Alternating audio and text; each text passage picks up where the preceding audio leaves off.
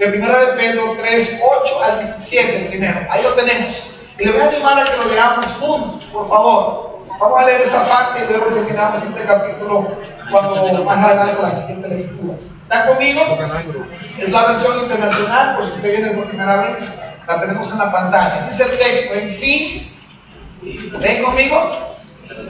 Vivan en armonía los unos con los otros, compartan penas y alegrías, practiquen el amor fraternal, sean compasivos y humildes, no devuelvan mal por mal, insulto por insulto, más bien bendigan, porque para esto fueron llamados, para heredar una bendición. En efecto, versículo 10, vamos: el que quiera amar la vida y gozar de días felices, que refrene su lengua de hablar el mal y sus labios de preferir engaños, que se aparte del mal y haga el bien, que busque la paz y la siga, porque los ojos del Señor están sobre los justos y sus oídos atentos a sus oraciones. Pero el rostro del Señor está contra los que hacen el mal. Porque los ojos del Señor, perdón, el texto que sigue, por favor. Ustedes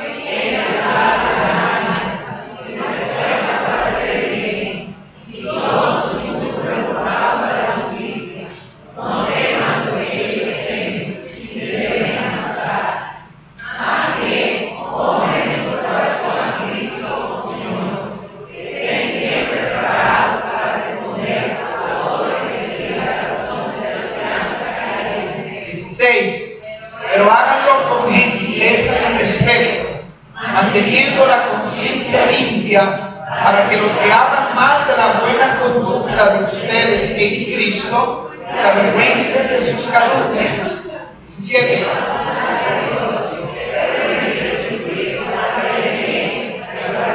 Me voy a pedir que leamos de nuevo ese versículo, pero bien fuerte, por favor. Si es la voluntad de Dios, es preferible sufrir por hacer el bien que por hacer el mal. El último, porque Cristo murió por los pecados una vez por todas, el justo por los injustos, a fin de llevarlos a ustedes a Dios.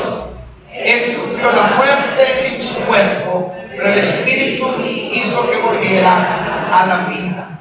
Ok, paramos ahí, falta otra parte del texto que lo veremos más adelante. Yo he titulado la reflexión, el mensaje de esta mañana: el triunfo de Cristo es el triunfo de la comunidad cristiana, de la iglesia. El triunfo de Cristo va a autenticar el triunfo nuestro en medio de la persecución, en medio de un mundo hostil. Veamos los primeros versículos, vamos a tratar de ir viéndolo uno a uno y así podemos entenderlo mucho mejor. Miren, después de Pedro escribir, recuerden que el capítulo 2 primero viene hablando de la necesidad de la santidad. ¿Recuerdan eso? De vivir una vida santa en la práctica. Luego entramos a la necesidad de, para poder hacer esto, capítulo 2 también, de nosotros tener que desear la leche espiritual, alimentarnos con la palabra de Dios. Luego, en el capítulo 3 comienza a hablar de la necesidad de sujetarnos, en el 2, perdón, al final, sujetarnos a las autoridades.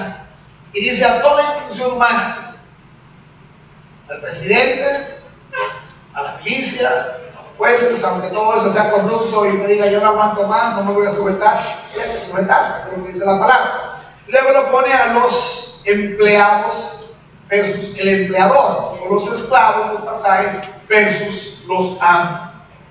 Y la semana pasada hablábamos de la sujeción de la mujer al hombre. Pero también yo decía que es el único pasaje de los 3 ejemplos que se dan donde al hombre se le habla. No habla al empleador y no habla a las autoridades. Pedro no lo hace, Romano lo hace, el apóstol Pablo lo hace en Efesios y lo hace en Colosenses. Pero Pedro aquí no habla eso. Sin embargo, a los hombres sí les dice qué hacer. Ya eso lo vimos la semana pasada. Entonces, en ese contexto, al final de ese tercer ejemplo, del hombre y la mujer, la armonía en el hogar. Entonces Pedro dice: en fin, y una buena traducción sería en conclusión, resumiendo, otra palabra que podemos decir, en resumen de lo que he venido diciendo diciendo desde el capítulo 2, de hecho desde el primer versículo del capítulo 1, vivan en armonía los unos con los otros. Esa es la traducción internacional. La Reina Valera dice, sed todos de un mismo sentido. Es un imperativo, un mandato. Y aunque no se ve muy bien así en la internacional, pero detrás de vivan en armonía hay un imperativo, hay un mandato. No es una opción. La armonía en la vida conyugal, en la vida familiar, en la vida laboral, en la vida comunitaria, no es opcional. Hermano mío, no podemos estar en el cuerpo de Cristo y cada uno hace lo que da la gana. O cada uno piensa lo que quiera pensar, no importa lo que piense el otro, o hace lo que quiera hacer, no importa si afecta o impacta o no al otro. Es decir, que la armonía es fundamental para un cristiano y para una comunidad cristiana. Y luego dice, compartan penas y alegrías. Yo creo que esta iglesia se caracteriza por eso. Así que no voy a hablar mucho de eso. Si usted no nos conoce bien, cuando usted comienza a conocernos se va a dar cuenta de que esa es una de las cosas que nos va bien como iglesia. Aquí, cuando hay que hacer fiesta, hacemos fiesta, cuando tenemos que comer y gozarnos y reírnos, nos reímos, pero cuando hay tristeza, cuando hay situaciones difíciles, financieras, emocionales, espirituales, no importa la situación, nos sentimos que somos parte de un cuerpo. Así que hay tristeza y nos entristecemos, hay alegría, entonces nos alegramos, como dice la segunda parte. Luego dice, practiquen el amor fraternal. Y si ustedes se dan cuenta, es el tercer mandamiento el mandato que da Pedro. Hay dos primero y hay dos después. Miren, compartan penas y alegría. Y el anterior dice, vivan en armonía. Luego dice, sean compasivos, el cuarto, y humildes, el quinto. En el tercero dice, practiquen ¿qué? Como que en medio de toda la vida, sin amor no funciona. Vivan en armonía, compartan penas y alegría, sean compasivos, sean humildes, pero no dejen de amarse fraternalmente. ¿Lo pueden ver o no lo pueden ver? En el mero centro del versículo está el gran mandamiento y está la preocupación de Pedro para que esta comunidad pueda funcionar, para que una familia pueda funcionar, para que una pareja pueda funcionar, para que la misma sociedad pueda funcionar. Tengo que amar al prójimo. Tengo que aprender el amor fraterno, el amor que deja lo que tenga que dejar para servir al otro, para acompañar al otro. Es decir, que practiquen el amor fraternal, sean compasivos. El ejemplo es Jesucristo. Pero lo que más me llama la atención es la humildad, porque no hay posibilidad de armonía sin humildad. Cuando alguien se vuelve arrogante, orgulloso, se rompe la armonía inmediatamente. Y Jesús nos da el ejemplo. De hecho, en la semana que leyeron el pasaje de Filipenses 2, nos presenta ese Jesús que se vació de tal manera, que se despojó de tal manera, que se hizo hombre, siendo Dios. Se humilló a sí mismo. Es decir, que si queremos practicar una verdadera armonía, ahí está la receta, ahí están los elementos que tenemos que poner en práctica. Y ese es el desafío. Son virtudes que me ayudarán a mí a poner en práctica la armonía. Entonces él dice en el 9, no devuelvan mal por mal. Aquí lo pone ya en detalle práctico. La práctica de lo que está diciendo anteriormente es esto: no insulten a las personas. Entonces cuando alguien se te mete delante y te frente encima, cuidado con el dedo. Nadie hace esto en la iglesia, gloria a Dios.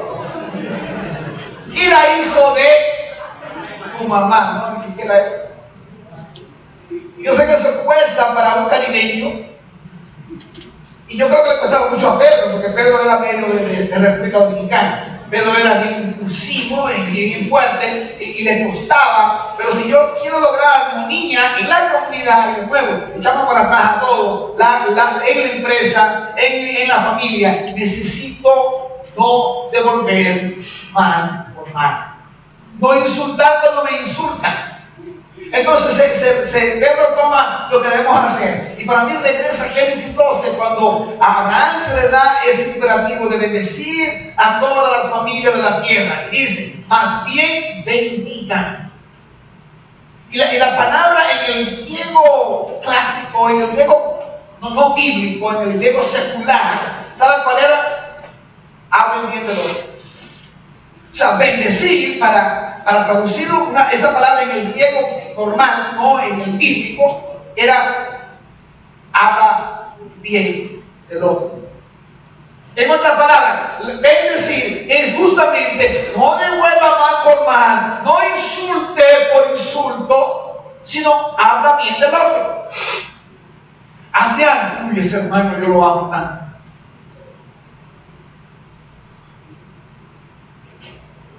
Pero, ¿por qué tenemos que hablar mal? ¿Por qué será que es más fácil hablar mal que hablar bien de otro? Es una tendencia terrible que tenemos, hermano. Y el carácter de un cristiano, y aquí viene de nuevo, toda esta carta es una carta comunitaria, más que individual, es hacia la comunidad. Como comunidad cristiana tenemos que refrenar, y lo va a decir más adelante, la lengua. Tenemos que aprender a hablar bien del otro. Sí, pero que eso es el problema de él. Resalta lo positivo. Bendice. Dice, más bien bendigan. Hay que comenzamos a gallar y de repente no encontramos nada que decir. Es que me cae mal. Es que no me gusta su peinado. ¿Qué? No te peines como así. ¿Verdad? Es que no me gusta esa ropa. No te pongas con esa ropa, pero olvídate de ropa. Es una tendencia normal que tenemos que batallar como iglesia, hermano mío. Y el enfoque de Pedro, y eso es lo que pongo en ustedes en su corazón, porque es el corazón de Dios, es que nos olvidemos de lo externo la semana pasada y nos enfoquemos en lo interno. Cada uno de ustedes fueron lavados por la sangre de Cristo, y cuando yo lo miro, no debería haber otra cosa más que ver a Jesucristo en ustedes. Eso es lo que yo debería ver. Si veo otra cosa, entonces hay un problema conmigo. Usted me dirá, pastores, que si eso fuera así, yo fuera una mujer sujeta 1000% a mi marido, pero usted no se imagina lo terrible que es ese hombre. Y comenzamos por ahí a buscar excusas de una vez. Y no olvídense de él y concéntrese usted en vivir la vida cristiana. El texto sigue diciendo,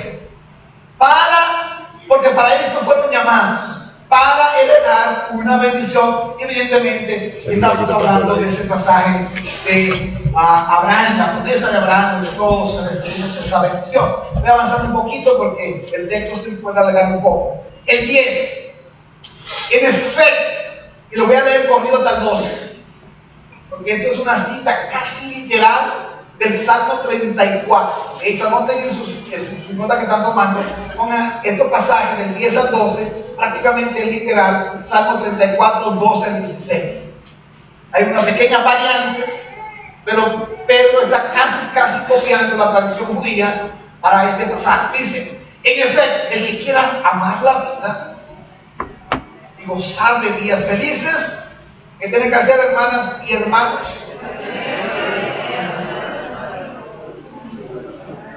Que refrene su lengua.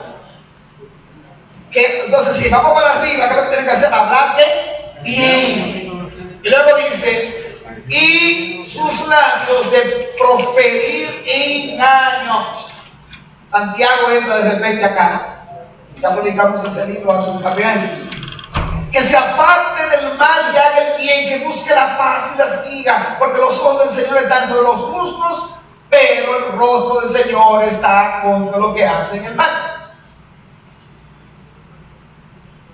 ¿Usted quiere armonía? Busque la paz. ¿Cómo consigo la paz? Refrene su lengua. ¿Cómo refrene su lengua? Tiene que haber una transformación en su alma, en su vida, en su corazón. Sin Jesucristo, amado mío, no funciona. De hecho, Lo digo cada vez que puedo. Por mi experiencia de trabajo en la parte de terapia, estoy 100%, no 99, no, 100% convencido que un matrimonio sin Cristo no funciona. Yo quisiera que alguien me lo demuestre. Me van a decir, sí, lo de mi abuelo funcionó y ellos no eran evangélicos, no eran cristianos. Eso nunca funcionó, eso no es verdad. Lo que pasa es que la mujer se cayó y se tragó eternamente las diabluras de su abuelo.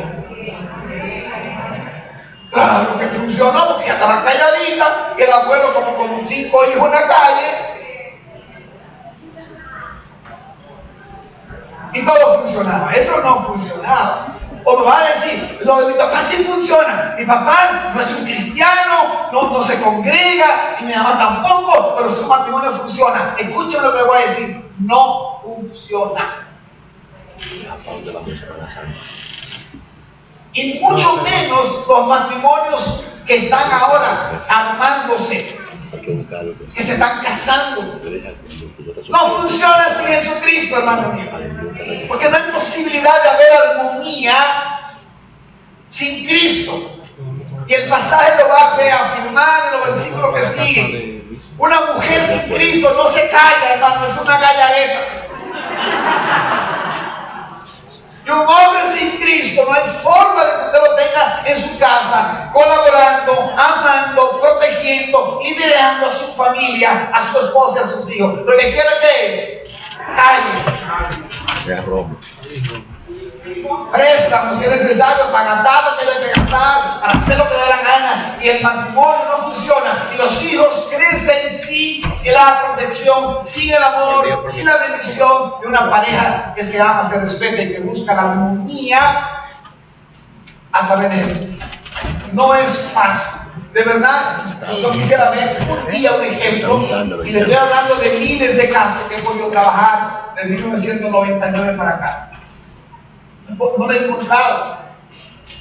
Si a mí me cuesta, que soy pastor, que soy cristiano de 30 años metido en estos asuntos, si a mí me cuesta, quiero ver el ángel que le vaya bien, sin Jesucristo, o a la ángel que le vaya bien, ángel varón o ángel mujer. Versículo 12, porque los ojos del Señor están sobre los justos y sus oídos atentos a sus oraciones, pero el rostro del Señor está contra los que hacen el mal. El mal. No es posible que usted haga la gana y se salga con la suya, hermano. Cristianos y no cristianos. El juicio del Señor vendrá. La justicia divina no es posible escaparse de ella. Va a haber esa justicia. No es un asunto de asustarle, es un asunto de aterrizarlo a la realidad. Un día, en el tiempo señalado, después de la muerte, porque solo morimos una sola vez, dice Hebreos, usted y yo seremos juzgados. Y qué terrible juicio cuando su abogado sea Satanás. Que benigno juicio, será juicio, pero será diferente cuando mi juez y mi abogado sea Jesucristo. Ahí está, es una opción que debemos tomar en la vida. Yo, con Cristo, avanzo, batallando, pecando, a veces diciéndole cosas a mi esposa que no son correctas, o tratando mal a mis hijos, o los hijos no siempre obedecen a sus padres, no siempre haciendo la cosa correctamente. Lo que sí estamos contentos y conscientes es que Jesucristo nos acompaña, Él va. Y al final, la diferencia será muy notoria, como dice el texto. Mateo 5:10 dice: Dios bendice a los que son perseguidos por hacer lo correcto, porque el reino de los cielos les pertenece. Aquí está. Quiero terminar esta primera porción dando una lista de sugerencias, de actividades o de cosas que yo necesito hacer para practicar la justicia, para vivir de una manera armoniosa y justa en la tierra. Primero, estar en paz conmigo mismo. Yo no sé cómo buscar paz en medio de un conflicto interno constante si no tengo a Jesucristo, ¿verdad? Necesito, en segundo lugar, vivir pensando en los demás. Estoy resumiendo un poco lo que hemos visto hasta acá. Aprender a perdonar y también a perdonar. Amar con amor fraternal. Vivir el presente, hermano mío. Vamos a enfatizar mucho eso ahí en el pasaje y lo vamos a ver un poquito más de lo que viene y luego en el capítulo 4. Que necesito vivir el presente, no vivir en el pecado del pasado, en el espejismo del pasado, y tampoco vivir soñando el futuro nada más. Tengo que vivir el presente. Tengo que responsabilizarme de mis acciones, no culpar a otros, dar el justo valor y no sentirme superior a los demás. Recordar que el único juez es Dios. Por último, para que haya armonía, hablar bien. Refrenar esa lengua, hombres y mujeres. A veces pensamos que son una mujer nada más. Entonces, eso es sumamente importante que nosotros lo pongamos en práctica. Vamos del 13 al 17. La buena conducta, es lo que quiero destacar acá, nos llevará finalmente a la victoria. A pesar de que no lo veamos, pero si yo me ajusto a los principios divinos, la victoria es segura. Dice el texto 13: y a ustedes, ¿quién les va a hacer daño si se esfuerzan por hacer el bien? Es una pregunta retórica, no hay respuesta. La respuesta se vuelve diciendo: dichoso si sufren. Miren, que entonces la respuesta es sí, nadie le va a hacer daño, es imposible. Pedro quiere que entendamos que cuando hacemos el bien, aunque la respuesta es el mal, nosotros no seremos lastimados. Aunque te cohiban cosas, aunque te impongan algunas situaciones en la empresa, nunca seremos dañados espiritualmente. Gálatas 5:22 dice: amor, gozo, paz, paciencia, benignidad, bondad, fe, mansedumbre, templanza. Una gran lista de lo que es el fruto del Espíritu para aquellos que hacemos el bien. O sea, la pregunta: ¿quién les va a hacer el daño? Nadie. Pero si yo me esfuerzo por hacer el bien, si mi acción es dañina, probablemente lo que voy a recibir es daño también. Versículo 14: dichosos si sufren por causa de la justicia, no teman lo que ellos temen y se dejen asustar. Dice Mateo, el texto que leí hace un ratito: dichosos los perseguidos por causa de la justicia, porque el reino de los cielos les pertenece. Dichosos. Es decir, que si yo practico la justicia, no tengo que tener temor alguno. Versículo 15: más bien honren en su corazón a Cristo como Señor. Estén siempre preparados para responder a todo el que le pida razón de la esperanza que hay en ustedes. Es un compromiso que Pedro hace con la comunidad cristiana, con la iglesia, de que nos comprometamos profundamente con la persona de Jesucristo, no con el pastor. Yo voy a ser fiel a la iglesia Centro Cristiano Bendición acá, en las Caobas, en Villahermosa, en la Agrícola, porque están llegando nuevos. Tenemos 9 congregaciones en el país, una sola iglesia, un solo nombre, 9 congregaciones.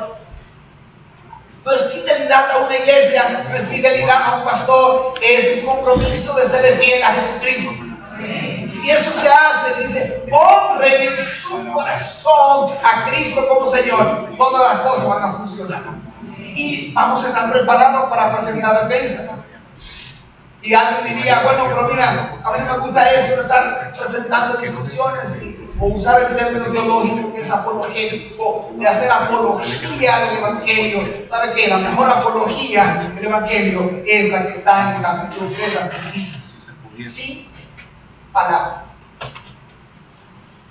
Que las mujeres ganen a sus esposos no cristianos sin palabras. Que usted le dé un testimonio, una bofetada en la cara a su jefe sin palabras y sin la mano. Porque usted está honrando a Cristo en su corazón. Si hacemos eso, mis amados, no hay que abrir la boca para presentar la defensa. La defensa ya se presentó. Eso es lo que Pedro dice. Qué lindo es poder vivir la vida para Cristo y dejar que Él resuelva los problemas. hay un lío, tú no sabes en qué lío te ha metido. Esa empresa, ponte cae ahí, se sala. Bueno, usted va a llevar la sal y la luz del evangelio y lo va a salar con Cristo. Y si usted va obediente a Cristo, ese ambiente va a cambiar, porque usted no se va a contaminar, usted no se va a meter en chisme, usted no se va a meter en problemas, usted va a honrar a Cristo. Si hacemos eso, entonces, definitivamente el respaldo que viene es increíble. Versículo 16, pero háganlo lo que hagan.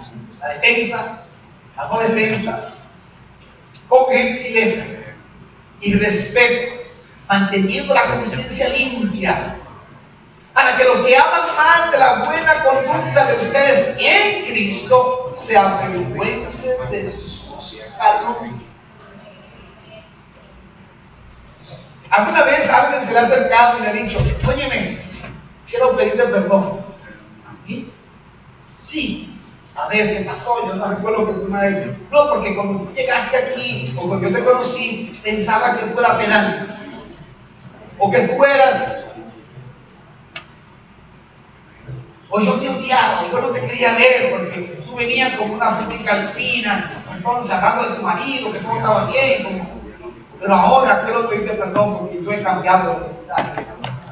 ¿Ha pasado alguna vez algo parecido? ¿Sí? Siéntase gozoso o gozosa. Usted está viviendo para Cristo. Usted está siguiendo lo que dice acá. Porque los que no tienen a Cristo, entonces se van a avergonzar de su chisme, de su calumnia, de su locura, porque usted actuó conforme a lo que está. Así que ese es el desafío. Háganlo con gentileza, háganlo con respeto. Voy a respetar a mi jefe. Lo que hace es calumniar y me llama para chingar de la otra compañera o de hermano, ¿sí? O de una a los chismes. Trata de manejarte, pídele sabiduría a Dios. Desde que el jefe te dice, ven acá, ve orando. Señor, permíteme ser un instrumento. Depende del ambiente en que está. Si es en la casa, por igual. Si son los vecinos, por igual. Es decir, que necesita responder con buena conducta ante la vida normal, las situaciones normales de la vida. 17. Aquí viene este versículo que cierra este primer párrafo grande de Pedro 3, del 8 al 17. Dice, si es la voluntad de Dios, es preferible sufrir por hacer el bien que por hacer el mal. Qué terrible. Recuérdense que el tema grande de Pedro es el sufrimiento. El sufrimiento ante una sociedad hostil, siendo nosotros peregrinos y extranjeros. Para el capítulo 1 y parte del capítulo 2. Expatriados. Personas que estamos, pero no estamos. Es esa subcultura dentro de la cultura, cómo vivir la vida cristiana dentro de toda esta cultura hostil que vivimos el día de hoy. Terrible, hermano. Anoche nos reuníamos el equipo de ancianos de la iglesia y surgió el tema, ¿no? Yo mismo mencioné que leí algo en un periódico en la semana que creo que en Japón ahora la moda es torcerse los dientes. Y se lo tuercen ponerse un diente para que le tuerce el otro. Entonces aquí gastamos miles y miles de pesos para chulería y que los dientes se pongan derechitos y no breaks y unos dolores terribles para ponerse se lo quieren torcer. ¿Quién entiende este mundo? Dígame a ver si alguien lo entiende. Y eso es una de las locuras que tú ves en el periódico todos los días. Locura total. El mundo se está deteriorando tan rápido, hermano, que no nos damos cuenta que Cristo viene pronto, que no hay tiempo que perder. Viva para Cristo. Eduque a sus hijos y a su familia en Cristo. Y si sufre, dice el texto, si es la voluntad de Dios, es preferible sufrir por hacer el bien que por hacer el mal. Si tú sufres por hacer el mal, que te vaya bien, qué bueno que quizás eso te ayuda a cambiar. Espero que eso te ayude a cambiar. Pero si sufres por hacer el bien, si es voluntad de Dios, dale la gloria a Dios. Gracias, Señor, por el sufrimiento, porque lo que estoy haciendo es el bien. Si tú sufres por ser un vago en la empresa, te critican por eso, o no te aumentan el sueldo porque tú eres un vago, mi hermano mío, me gustaría hablar con tu jefe para decirte que te bajes el sueldo, charlatán. Porque un cristiano no debería nunca dar ese mal testimonio en la empresa. Debería ser el primero que llega, el último que se va, el mejor de toda la empresa. Hace su trabajo. Y si hace eso y sufre por eso, dale la gloria. Eso es lo que Pedro está diciendo.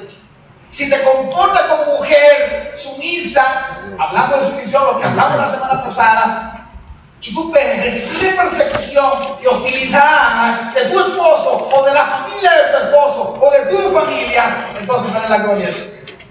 Si te critica tu suegra porque fue una vigorita de esas que destruye y que se haga un chisme, no estás sufriendo por la gloria de Dios, estás sufriendo por tu qué, terquedad, por tu corazón que necesita de Dios. Ok, lo voy a dejar ahí porque algunas mujeres me quedan mal.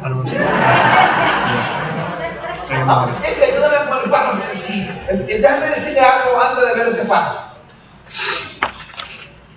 Si no el domingo, será el siguiente. Creo que va a ser el siguiente porque todavía quiero tocar el 4, 1 al 6 y el 6 hay un pasaje complicado. En Pedro hay dos pasajes muy difíciles de entender. Hay dos pasajes que le han dado mucho dolor de cabeza, siglo por siglo, a los intérpretes de la palabra.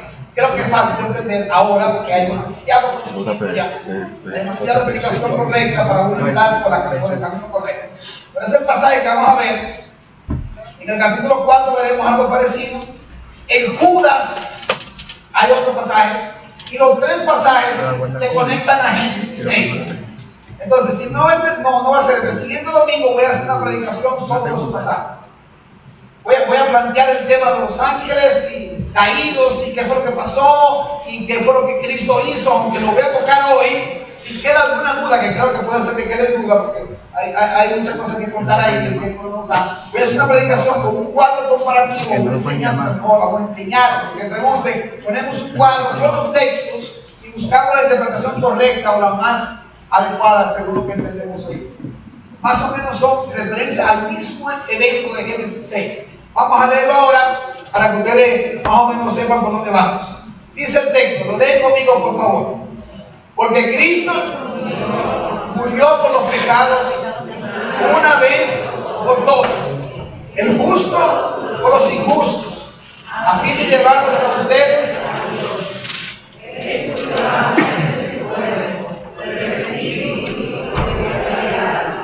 ok, 19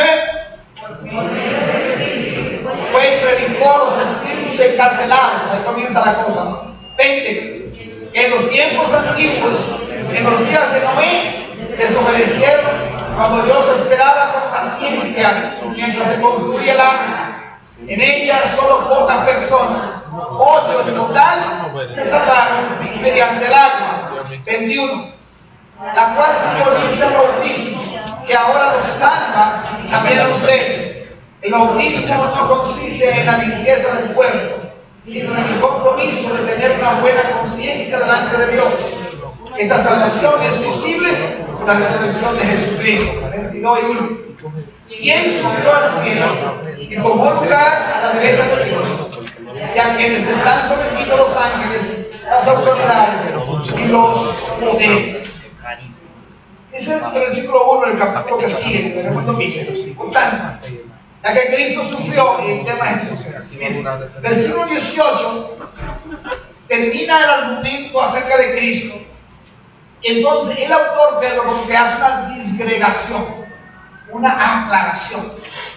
Entonces luego en el capítulo 4.1 vuelve otra vez el 18. O sea, toma el texto donde se quedó. Es decir, que 19, 20, 21 y 22 son los textos como que siempre aclararle algo. Pedro, inspirado por el Espíritu, por supuesto, tratamos de poner un argumento sólido de lo que viene diciendo. Entonces, eso es lo que vamos a ver ahora. Voy a regresar al 18, pero es como un paréntesis, 19-22. Y lo voy a tratar así otra vez, una enseñanza especial que haremos, comparando este versículo con otro versículo de Judas, de Génesis y de Segunda de Pedro, que voy a leer este de Segunda de Pedro un ratito también. Pero regresemos al 18 porque aquí deberíamos nosotros estar claros. Es aquí donde nosotros tenemos que estar bien conscientes. Porque Cristo murió. Y la traducción de la Reina Valera, creo, dice sufrió. Padeció. En otra traducción dice sufrió. Por los pecados, una vez por todas. Bueno, sufrió o murió, es mejor traducción, padeció. Pero al final del sufrimiento, ¿qué pasó? Murió, así que no es un problema teológico lo que Pedro está presentando en esta traducción de la internacional. Pero Cristo sufrió, padeció y murió. Dice que el justo por los injustos, a fin de llevarnos a ustedes a Dios. Él sufrió la muerte en su cuerpo, pero el Espíritu hizo que volviera la vida. Hermano mío, tú no conoces de Cristo. Aquí está el versículo que quisiera que se dará. Solo Jesucristo murió por nosotros. Nadie. Solo Cristo sufrió por el ser humano. Nadie ha sufrido de esa manera. Solo Cristo resucitó. Mahoma no ha resucitado, hermano mío. Confucio no ha resucitado. No hay nadie que haya resucitado para salvar a otra persona. Cristo resucitó a Lázaro y otras resurrecciones, pero volvieron a morir. Volvieron a morir. Es decir, que el único que padece por el injusto, siendo justo, es Jesucristo. Para llevarnos al Padre, hermano mío. La metáfora aquí es como que Cristo muere, resucita y nos toma de la mano. Ven, hermano, ven, vamos conmigo, que te voy a llevar. Ok, Dios, aquí te traigo a la cruz. A la cruz. Es Él que lo hace. No somos nosotros. No es un pastor, no es un cura, no es una iglesia. Es Jesucristo, a fin, dice, de llevarnos a ustedes a Dios. Es decir, que la obra salvífica de Cristo es a favor de nosotros. No era porque Él quería morir. Ay, yo tengo que morir porque se me antojó, porque no es murió para salvarnos, para darnos vida, para acercarnos al Padre. Yo necesito de Dios, hermano. ¿Necesito usted de Dios? Yo necesito de Dios. Y necesito desesperadamente de una comunidad. Pero se imagina cuando tengo que estar fuera por 1 o 2 semanas, lo máximo que he estado ha sido 2 semanas fuera de la iglesia, el vacío comunitario, no el vacío de Dios, el vacío de mi gente, del calor, del abrazo, del café, de la llamada. Ese vacío lo produce el Señor en nosotros, porque Él es la cabeza de la iglesia, aunque nosotros tengamos problemas como iglesia, porque mientras hayan 2 o 3, hay problemas.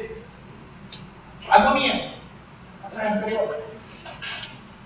Chismeamos, inventamos, nos quejamos, nos dolemos, nos inventamos que pensamos que el otro no nos saludó porque por algo y nos hacemos los retos del mundo. Pero si yo me alineo a la cabeza a quien muere como justo por mí, que soy justo, y me lleva a Dios, que sufrió en cuerpo para que yo tenga la libertad de vivir espiritualmente para Él. Si hago eso, hermano, entonces voy a tener la victoria. ¿Amén, hermano? Resumo ese versículo 18. Cristo padeció siendo justo y por eso Dios le dio la victoria. Notemos, varias etapas acá. Uno, fue vivificado, fue levantado su espíritu, versículo 18. El 19 fue y predicó a los espíritus encarcelados. Vamos a ver eso. El 21 resucitó, el 22 ascendió a los cielos. En medio del berenjenal teológico que hay ahí, que hay que entenderlo, se ve la pincelada de una obra completa. Cristo hizo su obra completa. Saboreemos eso, hermano. Gocémonos en eso. Demos la gloria a Dios porque Cristo completó la obra, no la dejó inconclusa. Él lo hizo y por eso debemos vivir para Él. Bien, vamos al 19. Por medio del Espíritu fue y predicó a los espíritus encarcelados. Hay todos libros enteros de este pasaje. Entonces les voy a resumir eso. Hay 3 posiciones mayoritario. Eso es lo que significa este pasaje. Número uno, de que Cristo descendió a los infiernos. Esa es una postura. La segunda, que Cristo estuvo preexistente antes de nacer, allá en el Génesis, y él fue que predicó a esos espíritus encarcelados. Ahí está. Ese yo creo que de una vez ustedes van a entender que es correcto. Y la tercera postura es la de un Cristo triunfante que proclama al mundo de los espíritus después de resucitar que Él es el Señor. Entonces esa es la posición que creemos que es más correcta. ¿Por qué? Porque que Cristo descendiera a los infiernos, Juan, ¿para qué? Algunos dicen, para predicar el evangelio a los demonios. Ellos sabían eso antes de caer. Así que esa posición no es bíblica. Suena un poquito más a los de Rebecca Brown, cosa por la cual nunca recomiendo que lean esas historias anticristianas y no teológicamente hablando. Ellas inventan muchas cosas porque son lindas esas cosas. Esos pleitos, el demonios, esas cosas. Bueno.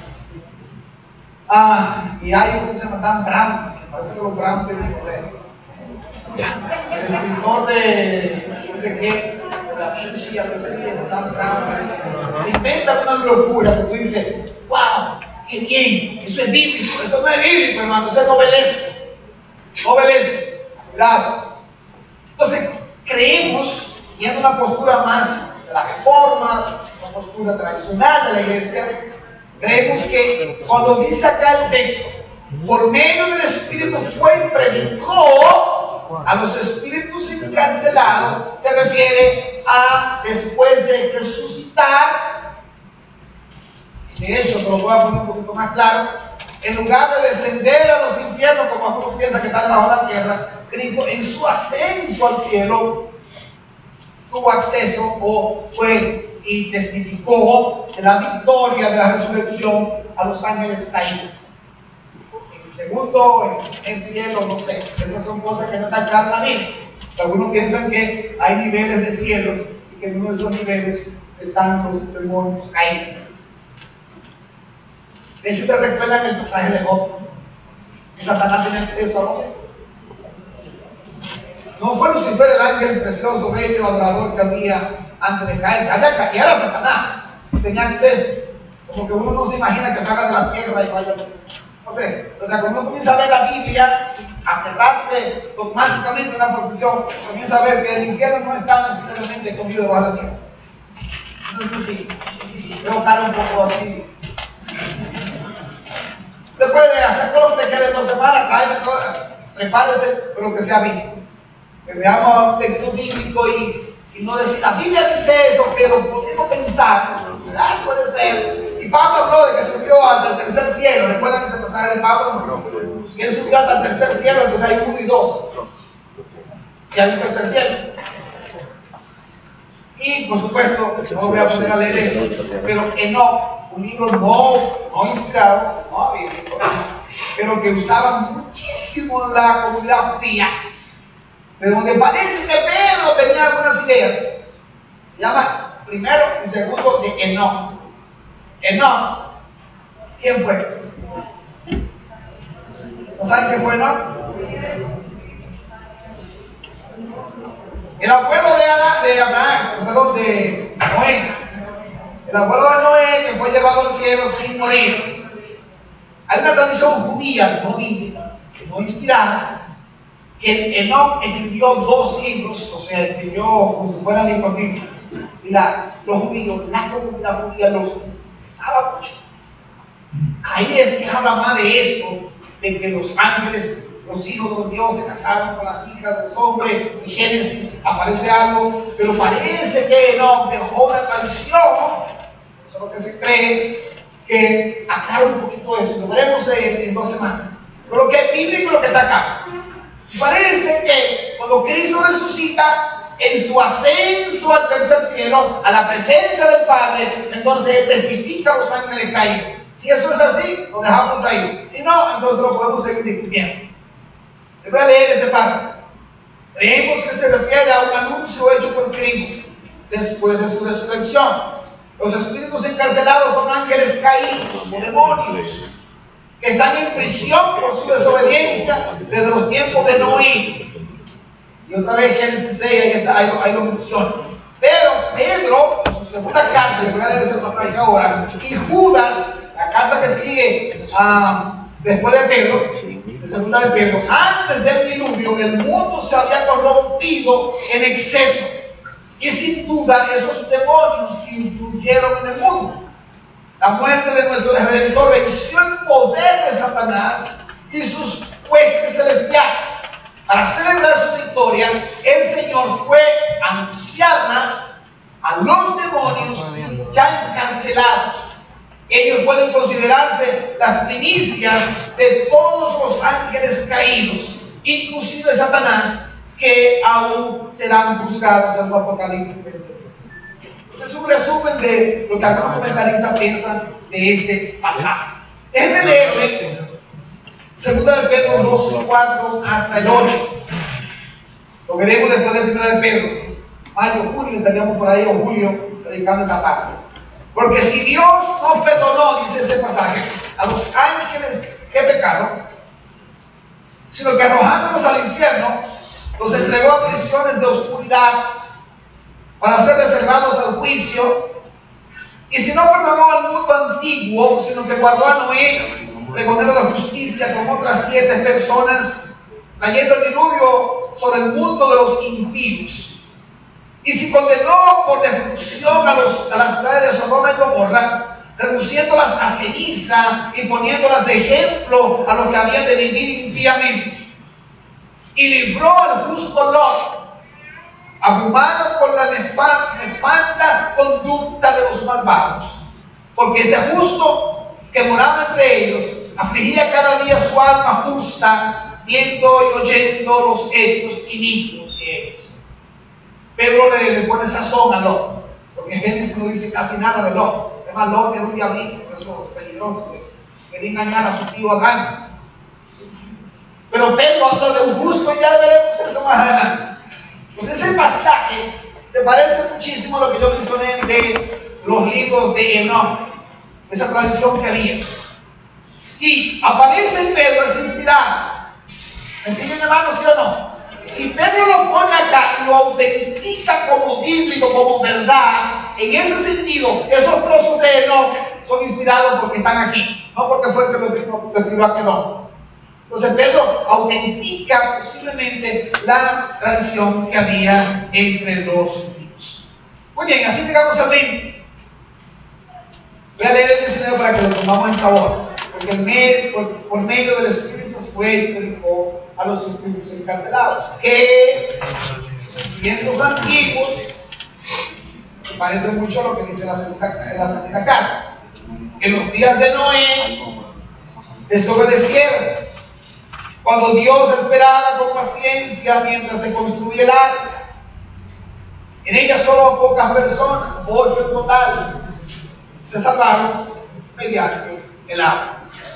El problemita acá no es lo que pasó con Noé, eso, sino que el texto puede confundir un poco porque dice que se salvaron mediante el agua. ¿Sí o no? Porque miren el versículo que sigue, ahí no terminamos y volvemos para atrás. La cual simboliza el bautismo, que ahora los salva también a ustedes. ¿Qué? El bautismo salva. Entonces hay que entender el texto, hay que ver el texto con claridad y qué es lo que significa. El bautismo luego dice, no consiste en lo que hacemos aquí, en la limpieza del cuerpo.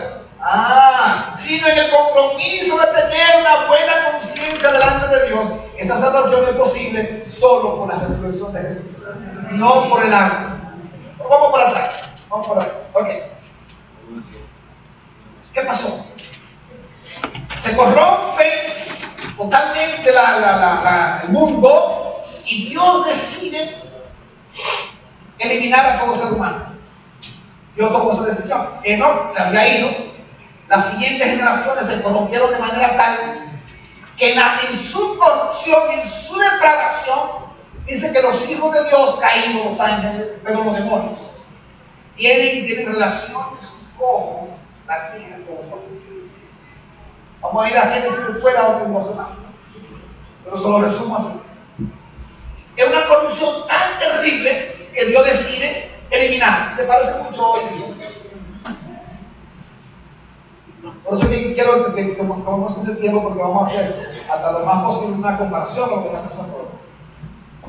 Entonces, Dios escoge a un hombre con su esposa, 2, y sus 3 hijos y sus 3 esposas, 8 personas. Y le dice: mira, Noé, voy a acabar con esto, construye un arca. Envía el diluvio, y en medio de todo el diluvio, de las aguas, Noé fue salvo. ¿Sí o no? No fue salvo. Eso es lo que está diciendo el texto. Que en los tiempos antiguos, en los días de Noé, desobedecieron. Cuando Dios esperaba con paciencia mientras se construía el arca, en ella solo pocas personas, 8 en total, se salvaron mediante el agua, mediante el diluvio. ¿Hay problema en entender eso, hermano? ¿Lo entendieron? Ok, entonces, mire cómo introduce el siguiente, la cual simboliza. Como dice que es un símbolo. El diluvio es un símbolo de qué? El bautismo, que ahora los salva también a ustedes. Así como se salvó Noé, el que se bautiza, más abajito dice, es salvo por la muerte de Cristo. Pero el bautismo es un símbolo de la salvación que usted tiene en Cristo. Así como la salvación de Noé fue a través del símbolo del agua. Porque al final Noé fue salvo, y es salvo por Dios. Entonces, la cual simboliza el bautismo, que ahora lo salva también a ustedes. El bautismo no consiste en, y ahí lo pone claro, no es en el agua física que te limpia el cuerpo, sino un compromiso de tener una buena conciencia delante de Dios, haber entregado tu vida a Cristo. Esta salvación es posible por la resurrección de Jesucristo. Así que no hay salvación por agua, no hay salvación por buenas conductas, por buenas obras. La salvación es por Jesucristo. Ven a Cristo, entonces eres salvo. Tu salvación te lleva al bautismo. Amén, hermano. Ahora, déjenme hablar un poquito, un par de minutos, sobre la iglesia primitiva. En la iglesia primitiva, y usted lo ve en el libro de los Hechos, el bautismo era la señal de la salvación. ¿Por qué? Porque no había, levanten su mano, ¿quiénes quieren recibir a Cristo? Repita conmigo, hermanos, eso lo inventamos en el siglo XX. Con Billy Graham y compañía, las campañas evangelísticas, se inventaron la famosa oración de fe. Eso no está en la Biblia. Eso no es la tradición de la iglesia. La oración de fe, eso es, hasta, déjenme decirle algo, bastante inocuo, bastante así a veces. Porque ni de los que levantan la mano, ninguno se convierte. Se convierte porque le levantan la mano y necesitan oración y oran y me convertí, pero nunca dan fruto, nunca se bautizan, nunca son creyentes íntegros en una iglesia. La iglesia primitiva no hacía eso.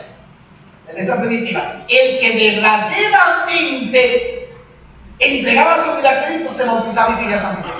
Entonces el bautismo, y Pedro posiblemente tenga eso en su mente, era automáticamente la evidencia de que yo me había rendido a Cristo. No era la iglesia,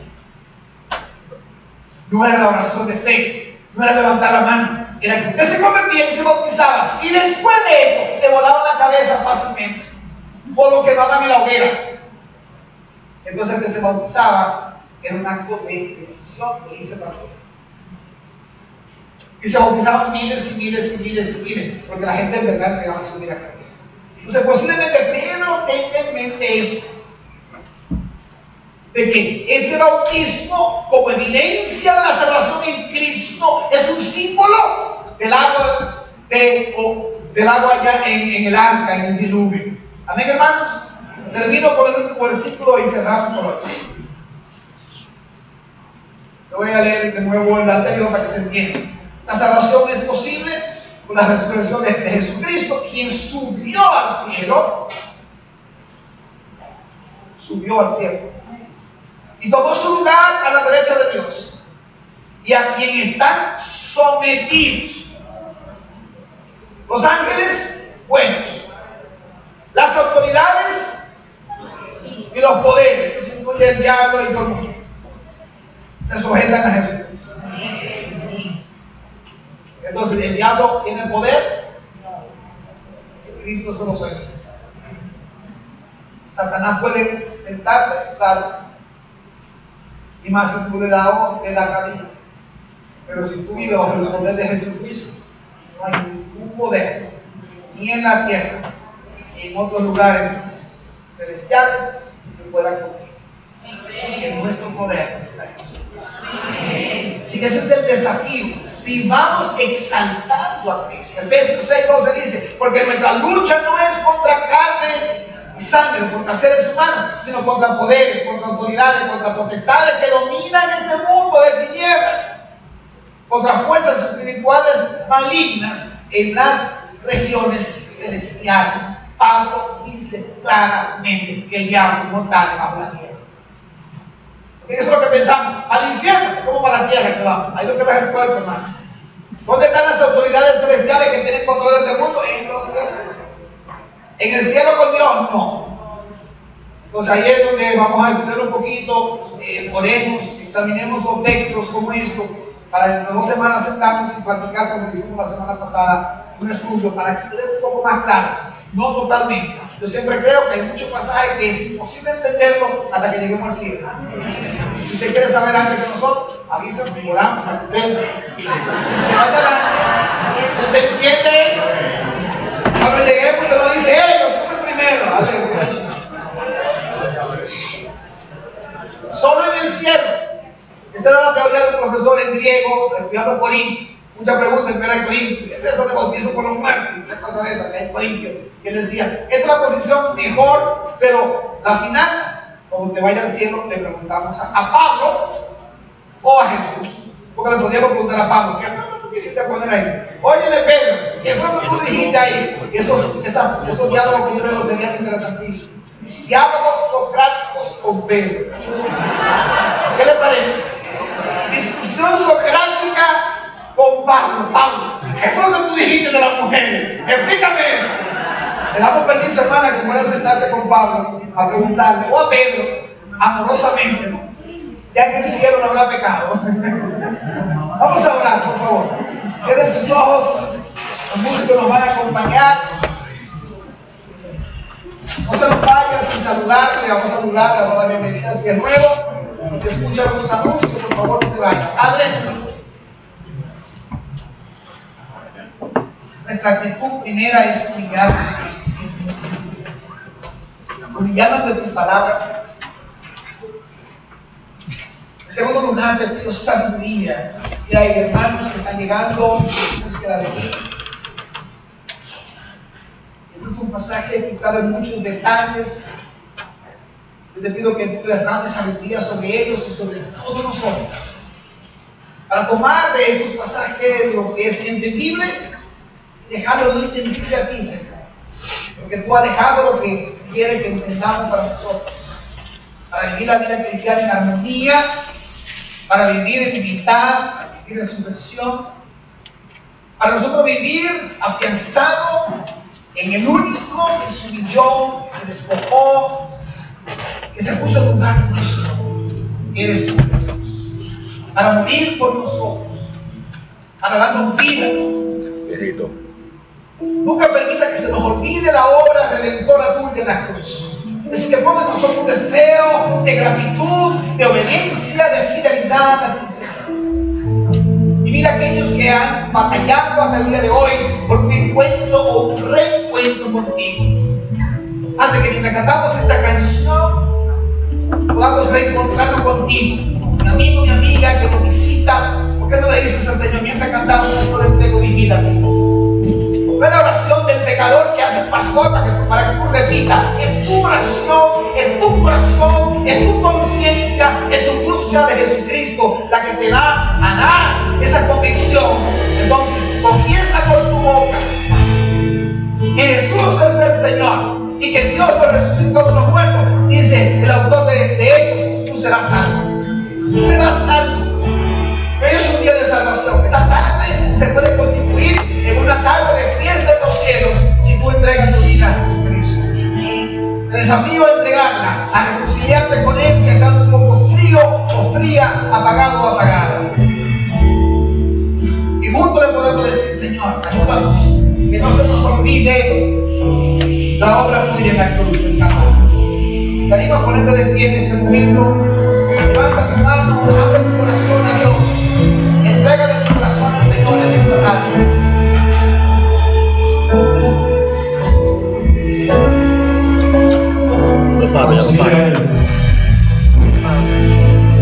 Si acaso se me olvida